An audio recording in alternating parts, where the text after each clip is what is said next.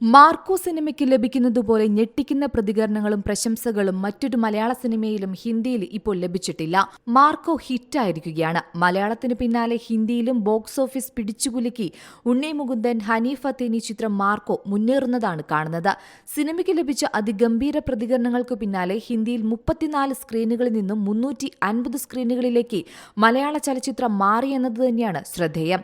ഇതിനിടെ സിനിമയെ പ്രശംസിച്ച് നിരവധി ആളുകൾ രംഗത്തെത്തുകയും ചെയ്തു.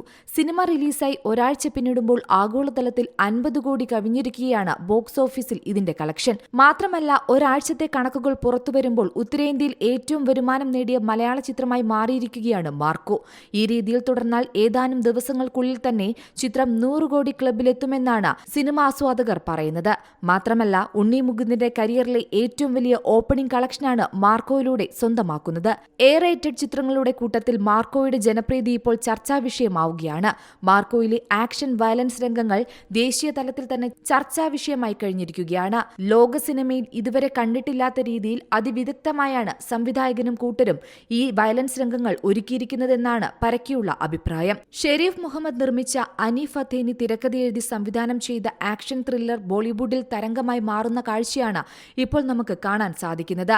ആദ്യ ദിനം 34 തിയേറ്ററുകളിൽ മാത്രം റിലീസായ മാർക്കോയുടെ ഹിന്ദി പതിപ്പ് പ്രേക്ഷകരുടെ തള്ളിക്കയറ്റത്തെ തുടർന്ന് രണ്ടാം വാരത്തിൽ കൂടുതൽ തിയേറ്ററുകളിൽ പ്രദർശനം വ്യാപിച്ചിരിക്കുകയാണെന്നാണ് റിപ്പോർട്ടുകൾ സൂചിപ്പിക്കുന്നത്. പലയിടങ്ങളിലും ചിത്രത്തിന് അധിക ഷോകളുമുണ്ടായി. നിലവിൽ 350 തിയേറ്ററുകളിലാണ് സിനിമ ഇപ്പോൾ പ്രദർശിപ്പിക്കുന്നത്. ഇന്ത്യൻ സിനിമയിൽ ഈ വർഷമെത്തിയ ആക്ഷൻ ചിത്രങ്ങളിലൊന്നായ കിൽ ലൈഫ് ടൈം കളക്ഷൻ 47 കോടി രൂപയായിരുന്നു സ്വന്തമാക്കിയത്. ഇതാണ് വെറും 5 ദിവസം കൊണ്ട് മാർക്കോ മറികടന്നത്. ചിത്രത്തിന്റെ തമിഴ്, തെലുങ്ക് പതിപ്പുകളും ഉടൻ തന്നെ പുറത്തിറങ്ങും. തെലുങ്ക് പതിപ്പ് ജനുവരി 1-നും തമിഴ് പതിപ്പ് ജനുവരി 3-നുമാണ് പുറത്തിറങ്ങുക. Entertainment desk, Zee Malayalam news. ഏറ്റവും പുതിയ വാർത്തകളും വിശേഷങ്ങളും വിരൽ തുമ്പിലറിയാൻ സി മലയാളം ന്യൂസ് എല്ലാ ഡിജിറ്റൽ പ്ലാറ്റ്ഫോമുകളിലും ലഭ്യം.